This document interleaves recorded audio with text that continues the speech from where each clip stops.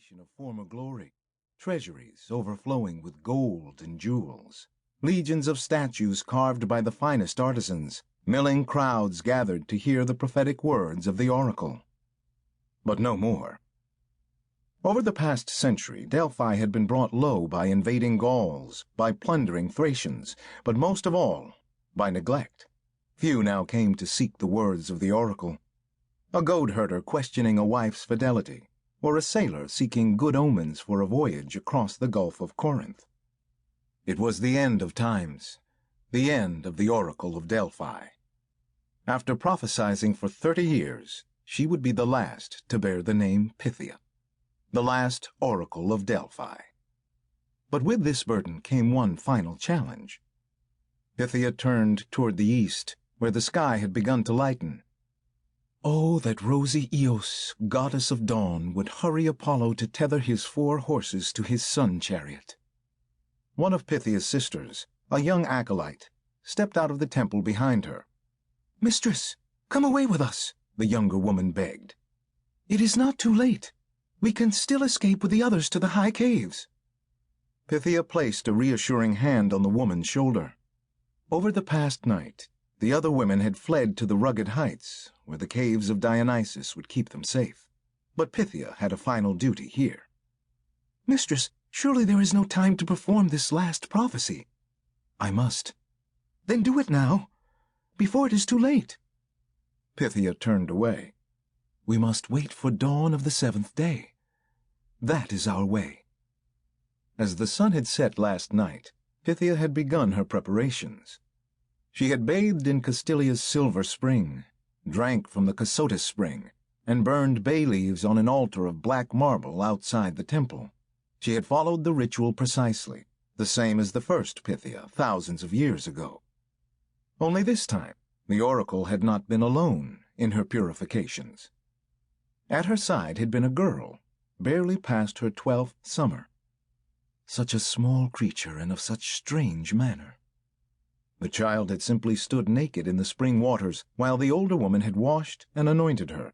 She'd said not a word, merely stood with an arm out, opening and closing her fingers, as if grasping for something only she could see. What god so suffered the child, yet blessed her just the same?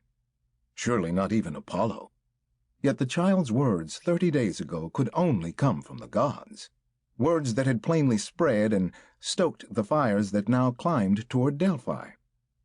Oh, that the child had never been brought here. Pythia had been content to allow Delphi to fade into obscurity. She remembered the words spoken by one of her predecessors, long dead for centuries, an ominous portent.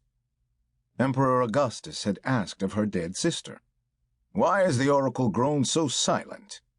Her sister had responded, "A Hebrew boy, a god who rules among the blessed, bids me leave this house." Those words proved to be a true prophecy. The cult of Christ rose to consume the empire and destroyed any hope for a return to the old ways. Then a moon ago, the strange girl had been brought to her steps. Pythia glanced away from the flames and toward the adytum, the inner sanctum of Apollo's temple. The girl waited inside. She was an orphan from the distant township of Chios. Over the ages, many had hauled such children here, seeking to abandon such burdens upon the sisterhood. Most were turned away. Only the most ideal girls were allowed to stay, straight of limb, clear of eye, and unspoiled. Apollo would never accept a vessel of lesser quality for his prophetic spirit. So when this willow branch of a girl had been presented naked to the steps of Apollo's temple, Pythia had given her hardly a glance. The child was unkempt, her dark hair knotted and tangled, her skin marked with pox scars. But deeper, Pythia had sensed something wrong with the child. The way she rocked back and forth. Even her eyes stared without truly seeing.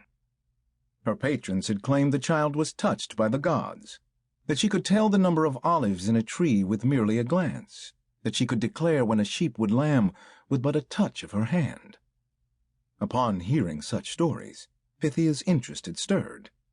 She called the girl to join her at the entrance to the temple.